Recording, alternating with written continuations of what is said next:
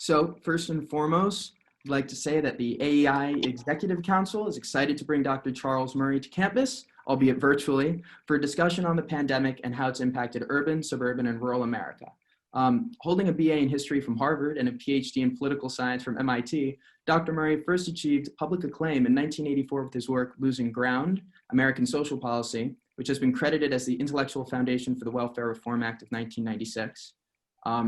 There's a bunch more, but I think we probably just want to get into the meat and potatoes here, but Dr. Murray is exceedingly accomplished and widely renowned. And I'd like to, on a personal note, is one word. There are other words. Perhaps controversial, just like many of us are for certain ideas we hold that aren't popular currently. But regardless, we all believe in the free marketplace of ideas. And I've never heard truth lose to falsehood in a free and open match. So I had the privilege of being in a course through the AEI Summer Honors Program this past summer with Dr. Murray on his books Coming Apart and In Pursuit of Happiness and Good Government. I recommend both of those texts. And again, I'm very grateful to AEI for that experience. And Dr. Murray, I will stop talking and let you take it away. Sure. The topic as it was given to me took off on my series I had in AEI's blog last year about the pandemic, and specifically the talking about the three Americas and the pandemic. So I reread those, preparing for this afternoon session, and it was interesting to reread them a year after, I wrote those in May, I think. And boy, do things look different now than they did in May. Some of the things I said, I'm happy with, but at the time I didn't have any sense of this going on for as long as it has gone on, or creating all of the various reverberations throughout the polity that it has created. However, the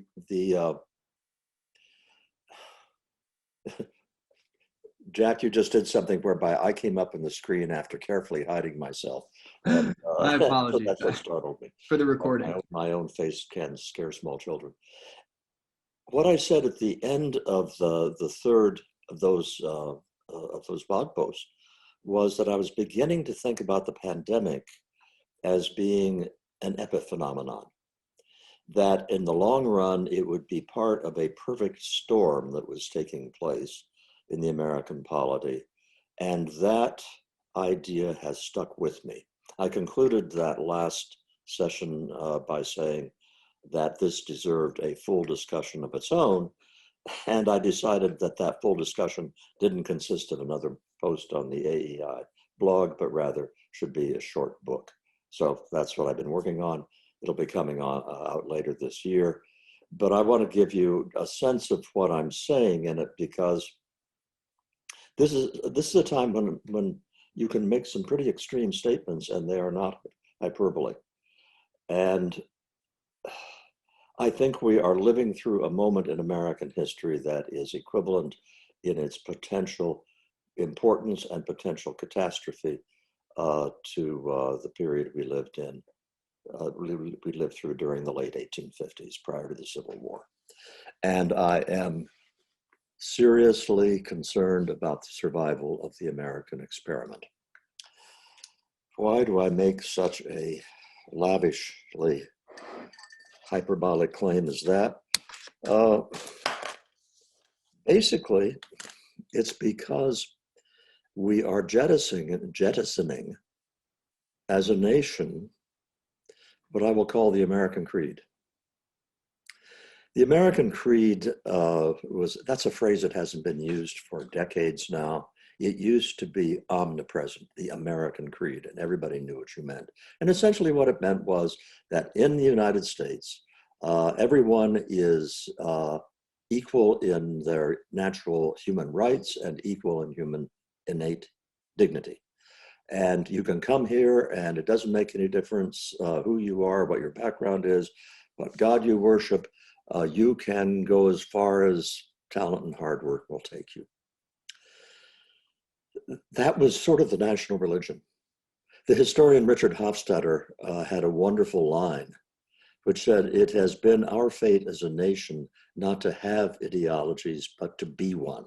And that was the American ideology.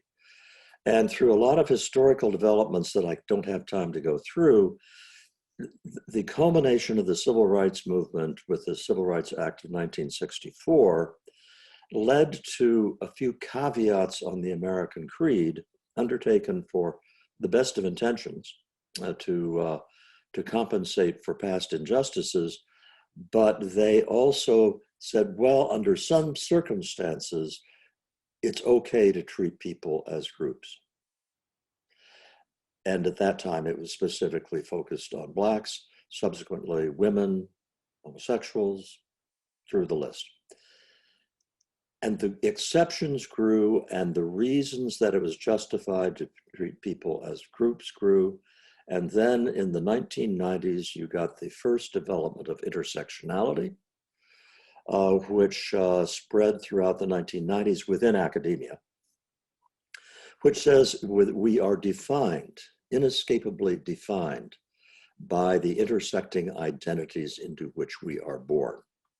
And since some groups have been systematically oppressed, the only way to fix that is to have a policy that treats certain victimized groups as groups in preference to other groups within the society.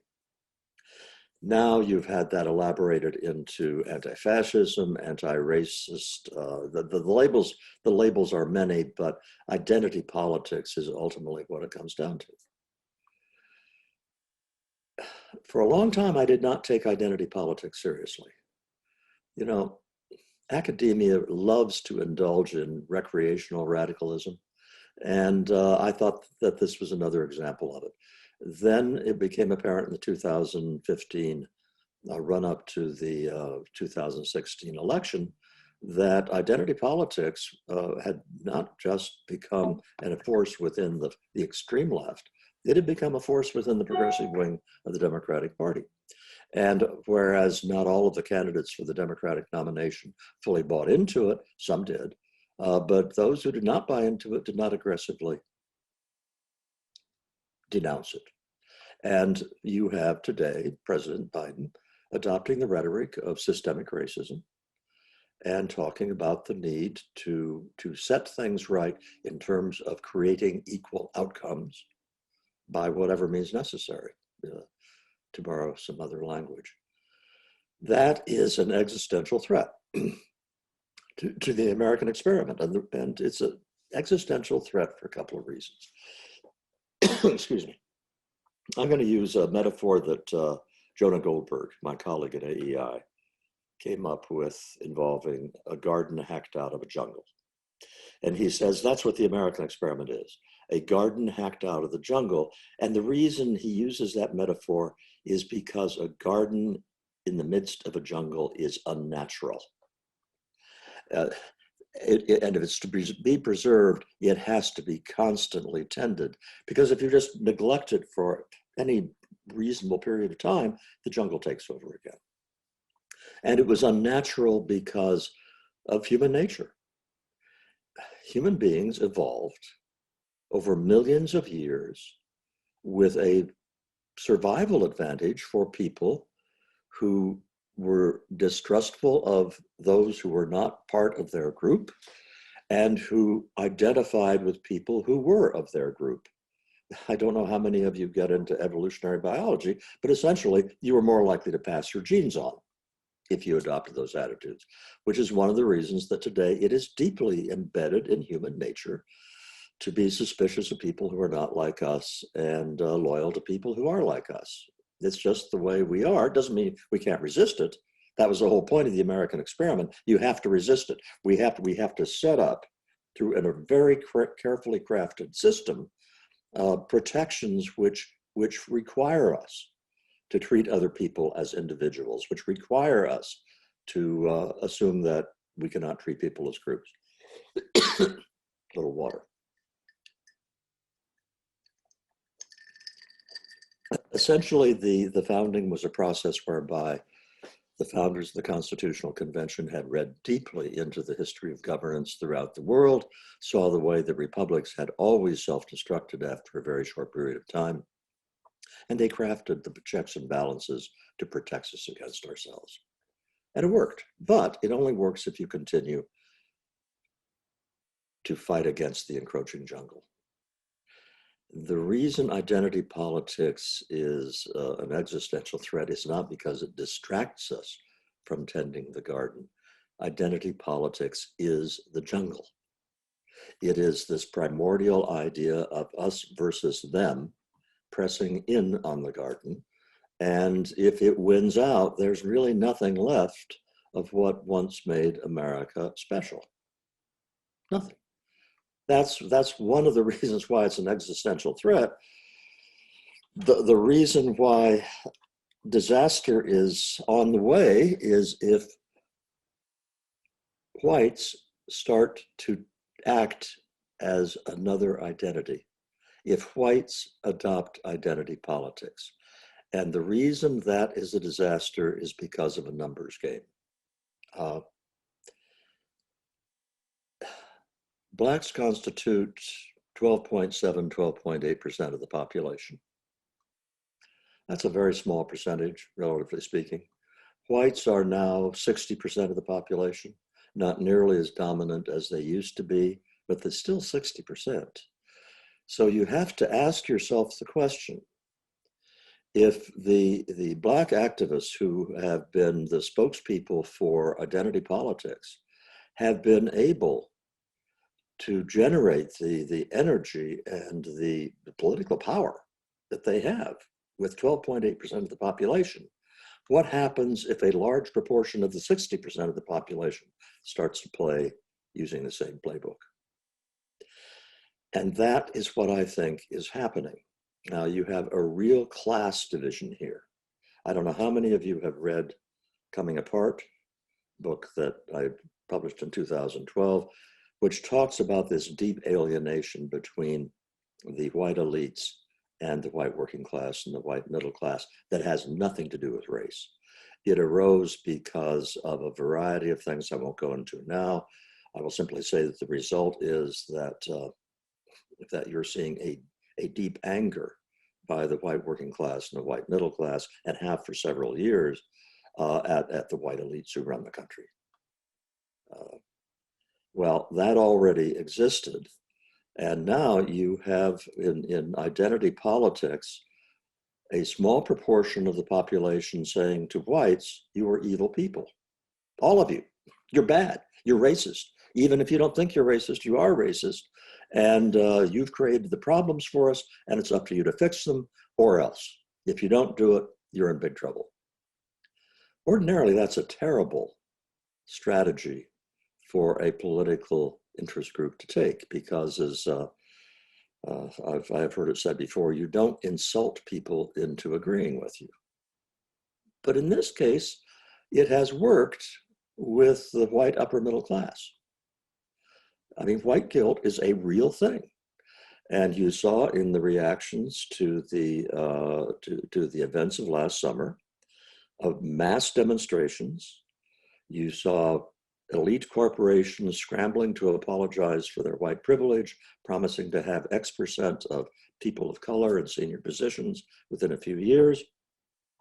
You saw the media, with the single exception of Fox News, but including New York Times, Washington Post, all the networks, MSNBC, NPR, the whole thing, all of them uniformly sympathetic to identity politics, to the Black Lives Matter movement, downplaying the riots and the looting, and upplaying the peaceful protest aspects of it.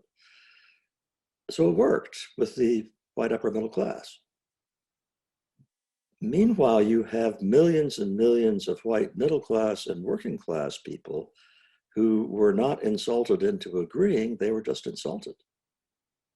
So along with the alienation that the white working class and middle class already felt toward the coastal elites, you have now added on to that a racial component. How big that is anybody's guess, because if there's one thing that you cannot expect to see covered more than superficially in the Washington Post and the New York Times, it's the way that white working class and middle class people think. They haven't a clue as about how to do that, and they don't particularly have any motivation to do it. But I think it's fair to say that a great many white working class and middle class people have had it. And they are saying to themselves, damn it, I'm not a racist. I work at an ordinary job, making an ordinary salary. I have Black and Latino colleagues that I'm respectful and courteous and friendly with. I have not done these awful things that we're accused of. I've had it. Some symptoms of that, take the mask thing. For the red states wear masks. I think there is an element of rebellion there against what they consider elites who have fallen in line with a lot of positions that basically diss the white working class and the white middle class. The invasion of the Capitol on January 6th, the widespread belief, the unbelievable poll numbers about the 2020 election being stolen. You have a major backlash out there, and how that will play out is anybody's guess. But whereas I don't think that legal secession is anything more than a pipe dream, I do think the governability of large parts of red America, if you want to think of it that way, that's going to come into question, because here are two things that I'm certain of. I'm going to wrap this up, I think, with another 3 or 4 minutes. I'm going to try to anyway. Two things I'm certain of. One is all of this is happening in the context of a long-term erosion in the perceived legitimacy of the federal government. You have a famous Gallup poll, which asked, starting in 1958, I think, how much do you trust the federal government to do what is right? All of the time, most of the time, or only some of the time? And the answers in the 1950s up through 1964 were about 3/4 of all Americans said they trusted the government to do what was right most or all of the time. Then those numbers fell off a cliff. They've wobbled up and down since, but for a long time now, they've been in below 20%. 80% of the population and more that does not think that the federal government can be trusted to do the right thing most or all of the time. When you've got 80% that distrust the government, that government has a bipartisan legitimacy problem. That's just a fact. The second thing I'm certain of is that Donald Trump's presidency has transformed the parameters of what is possible in American politics. You don't have to have been a senator or a governor or a general to be elected president of the United States. You don't have to have any public service at all. You don't have to govern following any preconceived norms of presidential behavior. In all sorts of ways, Donald Trump got away with things people never thought you could get away with in American politics. He got elected in a situation where people would have said his career would have crashed and burned a dozen times before the election. Donald Trump, I'm not thinking about in terms of running 4 years from now. I'm thinking in terms of people your age on up through their early 30s who are ambitious and have learned the lessons of the Trump experience. They are just as indifferent to principles Donald Trump. They are just as self-interested as Donald Trump, but some of them are going to be charming and charismatic and way more adept in the use of power than Donald Trump was. And so you combine that with a large disaffection of whites now practicing identity politics, you have essentially the end of the American creed as it was originally formulated. And what we are at that point is just another big power, governed with all of the oppressions and all of the favoritism that they tried so hard to do away with in the Constitution. If you are waiting for me to say, but there's hope, forget it. There probably is hope, but as I look ahead, well, I'll just conclude with this. Bernard Bailyn was a famous professor of the Revolutionary era at Harvard, died just a year or two ago. And one of the things he would remind his students of was that historians and students of history know how things turned out. And you cannot understand what was going on in history unless you constantly remind you that the people who made that history didn't know how things were going to turn out. And that advice from Bailyn has been weighing on me. As I look back at the 1850s now, I say to myself, you know what? From my vantage point here, it seems like they should have been able to see that catastrophe was right around the corner. They were really myopic that they couldn't see it. And all at once I look at myself and the way I've been in the past saying, no, catastrophe can't happen here. I'm increasingly inclined to believe I may be one of those people in the end of the 1850s that said, well, there'll never really be a war. And if there is a war, it'll be perfunctory. Don't worry about it. I think that you are living through a moment in American history that will prove to be transformative and probably not for the better. Aren't you all glad that you came to this seminar so that you can go away heartened and inspired? Okay, I'll leave it there. Let's have questions and comments, and you may ask anything about anything. Thanks for keeping it real with us, Dr. Murray. To continue along the line of cynicism, but hopefully to reveal something so we can at least understand why things are so bad. I was wondering where you think, first of all, I'm gonna posit why I think what's happening right now with the COVID lockdowns and how long they've gone on, and to the extremities which were like hitherto, if you said that your business would be arbitrarily shut down by men with guns if you open it and try to have a voluntary transaction with grown-ups, people would say, you're a crazy libertarian. The state will never do that. You're making a straw man. The government won't make you wear something on your face. The government won't X, Y, and Z. And yet this has been going on for a year. And I think that while intersectionality does play a role in it, and there's all of this data and information that's being leveraged one way and another on, Black and brown people are suffering at disproportionate rates, poor people are suffering at disproportionate rates, et cetera. I was wondering if you think that this is the application, the logical application of the Rawlsian justice as fairness, minimax difference principle thing, wherein I cannot, in fact, it's not just that I can't, how dare anybody think it moral to pursue their happiness, their well-being, God forbid their profit, if to do so marginally puts somebody else potentially at risk or death. I think that that's why people are on board. Most of the public, at least in blue states, are on board with these policies. And if somebody like me were to say, hey, it's not a sin to go out and be around a group of young 20-year-olds and party and then go back to your house, people would basically brandish me a murderer. And I think it's because they're either, I don't think most people have read, Justice as Fairness by Rawls, but I think they're implicitly buying into a Rawlsian moral philosophy. Okay, sorry, that's the end of my spiel.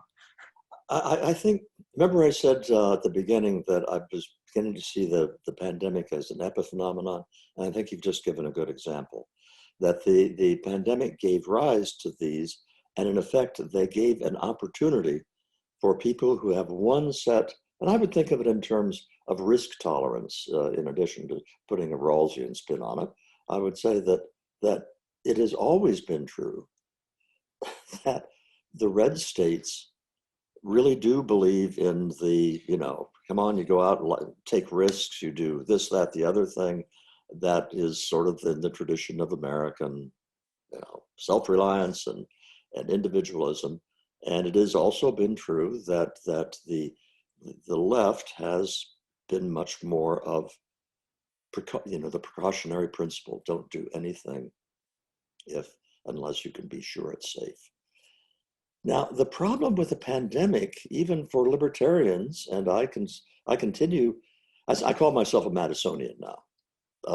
I think the founding fathers basically had the right balance between a functional government and human freedom.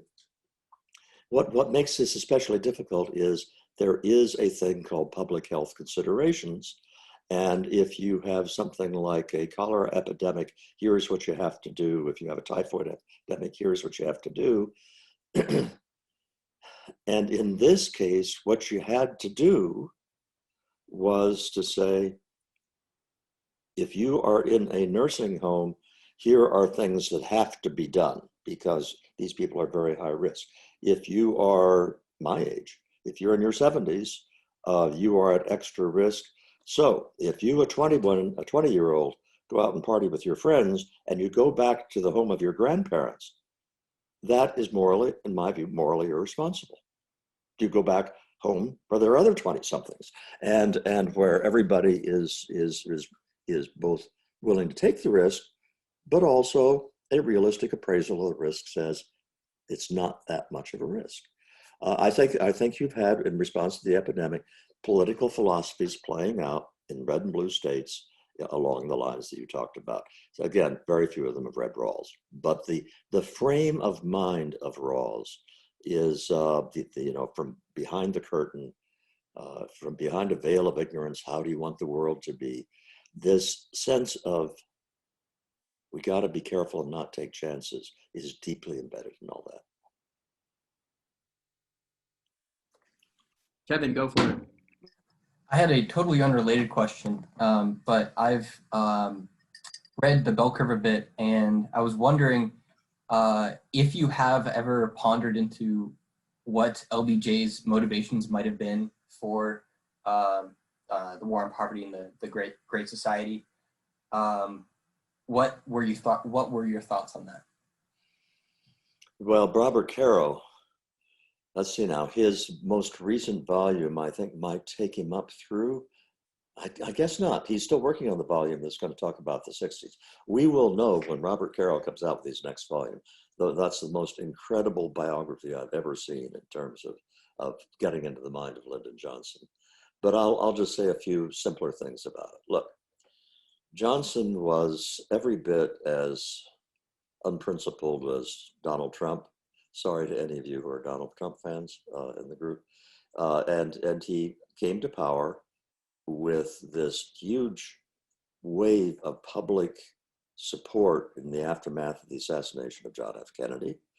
And I think he wanted to make it a historic legislative push, and the civil rights movement was a convenient hook upon which to do it. Now, to what extent were his motivations sincere?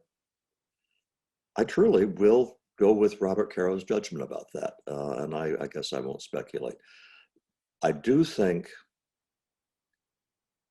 that Lyndon Johnson is culpable for rushing to the aggressive affirmative action stance of equal rights is not enough, we must have equal outcomes. And it was his interpretation of the Civil Rights Act of 1964 that I think took certain vulnerabilities that were created by that act, and they were cracks in the act that could be exploited, and he exploited them big time. And they had a profound effect on the degree to which it was decided it's okay to use the power of the state to treat some groups of people preferentially over other groups of people. He is probably the president I dislike the most when you get down to it. Same here, but Wilson, it's a tough competition. Wilson, in many ways, I think, was more evil. He was more of an evil ideologue than Lyndon Johnson was, I think. Since it looks like there are no hands, I have another question, but interrupt me if anybody has a question. I was wondering, you described kind of the American belief in like limited government, individualism, pursuit of happiness, as kind of ordinary religion. And I was wondering, how do you think that in the modern day we can convince people of those principles? I'm an atheist, so I actually don't believe in those principles from any kind of deontological point of view. but perhaps an a priori one that doesn't include God. Anyway, it's like very complicated. There are many different strands of libertarianism and classical liberalism that believe in negative rights, that reject positive rights, because to say that somebody has a right to something ultimately means that somebody doesn't have a right to themselves and ownership of themselves and their property. And I think we all get that in here to one degree or another.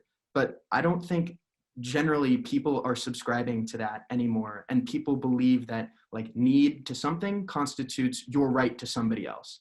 And like, I hate that, I despise that, but I don't really know how to argue against it. I don't know how to convince people that generally our, like in a very broad sense, because I have no idea the different political philosophies in the room, but like the classical liberal notion of negative rights is like objective, universal, and you must respect it. And I'm unwilling to appeal to God, and that's not going to convince people, even if you were willing to appeal to it nowadays. So like, what's the solution to that? Well, talk about a hostile environment for trying to spread the gospel of freedom. You are in an environment so much more hostile than the one I was in. You know, when I was in my 30s and 40s and 50s, it's hard for me to convey to someone your age that libertarianism was actually a real going concern back in the 1980s and the 1990s. There were a lot of people who were very interested in it, and in many ways, free market thinking, the Milton Friedmans of the world were treated as on the cutting edge, including by a lot of people on the left saying, why is it that the right has all the cool new ideas these days? So there was if you go back and read my little book, What It Means to Be a Libertarian, when I was writing that in 1995, and I have a line in there about we're only a couple of elections away from making real qualitative progress toward restoring limited government. Talk about being wrong. Okay, so what do we do now? I'll tell you what I think that libertarians have always failed in, libertarians in the United States, and that is they know all about the Adam Smith, The Wealth of Nations. They have not absorbed the Adam Smith of Theory of Moral Sentiments. And if you have not read Theory of Moral Sentiments, let me passionately recommend it to all of you. Maybe you could skim as opposed to reading it from beginning to end, because it is a long book, but it's just filled with really important stuff. And so what you have with Adam Smith in Theory of Moral Sentiments is saying, and he doesn't appeal to God either. He's saying what you have is human beings are fitted for society by their desire for approbation by their fellow human beings. And so if you have a properly run society, people really want other people to think well of them. And so they end up behaving in cooperative ways, not because they have an innate moral sense, but because they're led by an invisible hand to be cooperative and helpful and the rest of it. Because if they don't do that, they're going to be less happy because they won't get the approbation of their fellow citizens. And he goes farther than that. And he basically says that if you, as a human being, are unable to see the importance of engaging with your fellow human beings, including those less fortunate than yourself, there's something wrong with you. And that is, I think, what libertarians need to say openly. I resent any attempt by the state to force me to give to a charity, particularly when that charity is the United States government, which is going to take my money and dispense it as it sees fit to those that it thinks are in greater need of the money than I am. I do not accept the legitimacy of a government that tries to do that.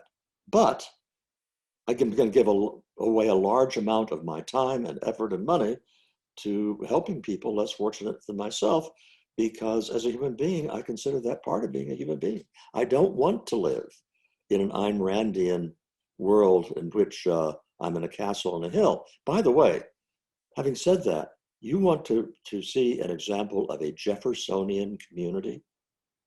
It's Galt's Gulch.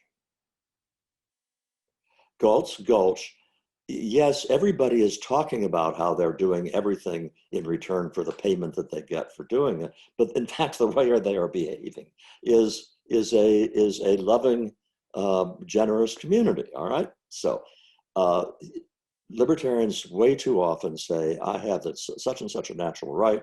The government is illegitimate for doing that other thing. And they never get around to saying, you know what? If you hang out with a lot of libertarians, they're actually some of the most generous, selfless people you've ever run into. And which is true. But libertarians hate to say that kind of thing. And until the people who are Madisonians or libertarians present their way of looking at the world, not as a way that they can maximize their income, not as a way that they can rise to the heights while ignoring everybody else, but a way in which they are better able to pursue happiness. So my book, In Pursuit, essentially is saying, do you want strong families? Do you want strong communities? You'll get them in a libertarian society. Because in a libertarian society, you need them in order to navigate your way through life. So, in other words, how do we save libertarianism? Everybody buys and reads In Pursuit and preaches its message, and we're okay. Well, I've read it twice, so I'm doing my part. Ambrose has an. You are read buy 2 copies. That's the secret there. I just wanted to say what you seem to be describing is what my boss, Jeffrey Tucker at the American Institute for Economic Research, wrote about a while ago, called The Case Against Libertarian Brutalism, and in favor of a libertarian humanism. And I'm just going to put that in the chat, and I highly recommend people to buy In Pursuit of Happiness and Good Government, but to also read this essay. And Ambrose. By the way, at this point, I just turned on my self-view and realized it's getting pretty weird the way it looks. I'm going to turn on the light. Okay, there we are. Mind you, this is not professionally lit even at this point, but well, at least it's slightly better than it was before. Who's up next? Ambrose. Yeah, the Zoom lighting is an essential part of a professional atmosphere today. I'd like to change the subject a bit to talk about one of my favorite subjects, which is as a Madisonian, what is the best argument to make to a libertarian anarchist for why we should have a government? Well, to be a libertarian anarchist, you really have to have an optimistic view of human nature. It was Adam Smith who said that any time that more than 2 businessmen are assembled in the same place, you can be confident they will be plotting against the public interest by trying to do all the things that businesses do to try to capture value by getting a semi-monopoly. And so there are just all sorts of ways in which human beings, given the ability to exert force, will use force. And if you are to have a functioning society, people must be restrained from the use of force and fraud. To say that you don't need the institutions of government that can do that is to deeply ignore human nature, because a transaction works if it is voluntary and informed. And both of those things will not happen naturally. And furthermore, simply to enforce those basic rules against force and fraud, you got to have police, you got to have laws, you got to have a court system, you've got to have a vast apparatus just to have the minimal requirements for government. I've never understood how anarchists get around that. Oh, and there's one other thing too, and this reflects my own personal experience. It was during the 1980s that, and as I got to work on what eventually became the bell curve, that I became much more sensitized to the role of unearned gifts in determining how well you do in life. I had never been a blank slater in any serious way. I'd always assumed that people have inborn tendencies, but I hadn't really come to grips with them. And in the course of doing the bell curve, it turns out that at this moment in history, much more so than preceding centuries, this thing we call cognitive ability is incredibly more valuable monetarily than it used to be. In this sense, you are growing up in the best of all possible times. If you're in Dartmouth College, that means you're pretty smart, and being pretty smart in the 21st century is to open up all sorts of avenues that are closed to you if you aren't really smart. Nobody earns his IQ at all. I don't care what the proportion of environment versus genes is in creating IQ. You yourself did not jack up your IQ points because you spent some extra hours studying. Sorry. It's a pure, simple gift. And somebody who has been drawn the long end of the stick in that regard should be on his or her knees every night thanking somebody, even if it's only blind luck, for this incredible unearned gift. And if you are also charming or beautiful or have other kinds of skills, those are also gifts.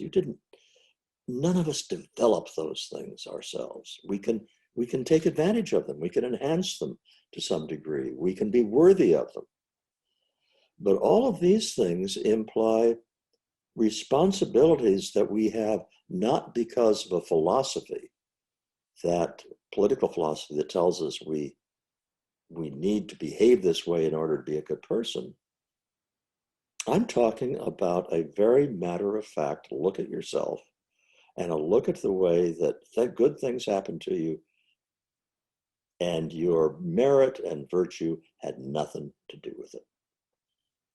And if that's the case, you gotta feel a little empathy for people who are not as lucky as you are. That's one of the reasons why the function of a Dartmouth should be, it's not, but it should be, to take every one of these incredibly smart kids that they've let in and intellectually humiliate them at some point in their college career. If you are in a STEM course, that's probably going to happen to you. It's definitely going to happen to you if you major in mathematics. If you major in mathematics, I don't care how smart you are, there will come a point at which you will hear yourself saying to your professor, I think I understand. And at that point, you will have hit the wall. At that point, you aren't going any farther. And that's good for you to realize that. You can go through a social science or humanities major all the way to the PhD and never be intellectually humiliated. Never have to deal with subject matter that is so technically difficult that you aren't smart enough to do it. And that's sad, because for other kids that happens in the first grade, or maybe the 6th grade, or the 8th grade, or the 10th grade, where in front of their fellow students, they're humiliated because they're unable to do this intellectual thing. And the reason the other kids aren't humiliated is not because they're better, it's because they're smarter, and they're smarter because they're luckier. That should change your whole attitude about your role in a society. Not in terms of what it's right for the government to do, but in terms of what you are morally obligated to do. I think that's a really enlightening take on responsibility towards other people. I want to, I think you asked it as a rhetorical question, but I'd like to respond to it as if it were a real question, because I'm one of those libertarians that vacillates between a limited government, night watchman state, and full-on anarchist. And what kept me going back to the night watchman state was, I believe that people have a right, which I'd like that people just respected, but don't, sadly. And it's usually governments that aren't respecting it, but I'll get around to that in a second. For their, their physical person to be respected, how they choose to associate, think, speak, etc.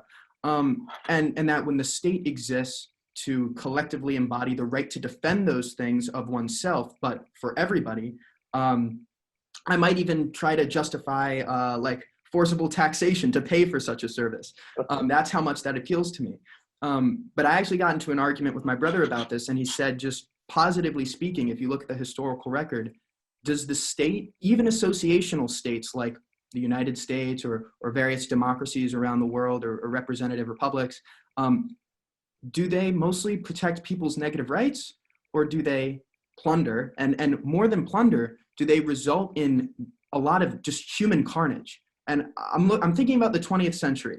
And the states that I've seen in history, and particularly very recent history, have resulted in, whether it's fascism, which was voted in democratically in Germany, resulting in millions and millions of deaths in war and the Holocaust, or communism, which is ostensibly democratic but isn't, and it's authoritarian, resulting in so much carnage. And even the United States going to countries like Vietnam and basically massacring people, either like extrajudicially in terms of the rules of war, or even if you just consider the whole war illegitimate, whatever, that's like I don't want to get into the minutia.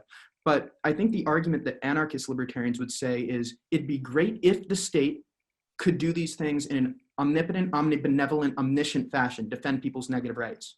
But that to me seems to fall into the same trap that the progressives and conservatives in other areas fall into, which is, it'd be great if somehow the state could make sure everybody didn't, starve to death and receive the basic level of education and did all these things super benevolently without graft and waste. But it doesn't, and it mostly doesn't, and it mostly does the opposite of those things. And I think that anarchist libertarians would say that exact same thinking and reality applies to the state's monopoly on the legitimate use of force. And I'm willing to be convinced otherwise. I don't have like an a priori thing against the state or associations, but like I think that's what the historical record shows. Well, in a lot of ways, I agree with you that if you take the things that states have done, that you have this mass of things that they've done that are destructive, but sort of like a little tiny nut within the husk of all of this are things that it has done that are essential for human civilization to occur. And let's take law enforcement as an example. And we can talk about all the ways in which there are huge systemic problems associated with law enforcement. Is it the case that in Burkittsville, Maryland, where I live, that the police act as a force for good? Yeah, they do. They are providing protection from predators. They're providing an environment in which I can interact with my fellow human beings peacefully. Have all sorts of things gone on that go under the label of law enforcement that aren't good like that? Yeah, but that nut is really important. And the legal system's another case. Nobody is more down on the current legal system than I am. I think it's like the old Arthur Clarke thing, that science sufficiently advanced from the viewpoint of the observer is indistinguishable from magic. Well, law that is sufficiently complex is indistinguishable from lawlessness. And I think in many ways the legal system has become deeply lawless. By the way, I wrote a book called By the People, which talks about this at some length. And yet, even though that's true, can we get along without a legal system? No, we can't. So again, it's the nut is just overwhelming. It's just surrounded by all this bullshit that goes on in the legal code. But there is a core of protection of property rights and so forth, which it almost by accident still to some extent protects. And without that, nothing. So I am not a fan of the state, and I am not going to defend the state. I need some state for these basic rights. By the way, speaking of books people ought to read, I just pushed Theory of Moral Sentiments on you. Surely you've read Anarchy, State, and Utopia by Robert Nozick. If you haven't done that, you are in for a treat. It is a fabulous book, and one of his most compelling thought experiments goes to the question of, well, what is the minimal state you need? And that's why it's called Anarchy, State, and Utopia, because what is utopia? What is, if you could make the world exactly the way you want it, what's the best possible world you can imagine, with the proviso that the world you've imagined, people are free to migrate away from it if there's another world that's more pleasing to them. So you've got to come up with an arrangement whereby everybody cannot think of another world in which they'd rather be that would also other people would agree to live in. Anyway, in response to the things that Jack was raising, you can do no better than read Anarchy, State, and Utopia. Yeah, I was writing something about that recently, and I think his hypothetical, like his conceit and thought experiment, is very similar to, and I think the best challenge to Rawls' veil of ignorance. We all have a representative, and we're deciding how our economy and society is going to function. Like it operates in a very similar way and takes you to a totally different place. And Yeah, I think he was a colleague of Rawls. He went to Harvard and was a colleague of Rawls, and he's very respectful of Rawls throughout the book. Says all of these wonderful praises of theory of justice. At the same time, he's just demolishing it intellectually without ever being nasty about it.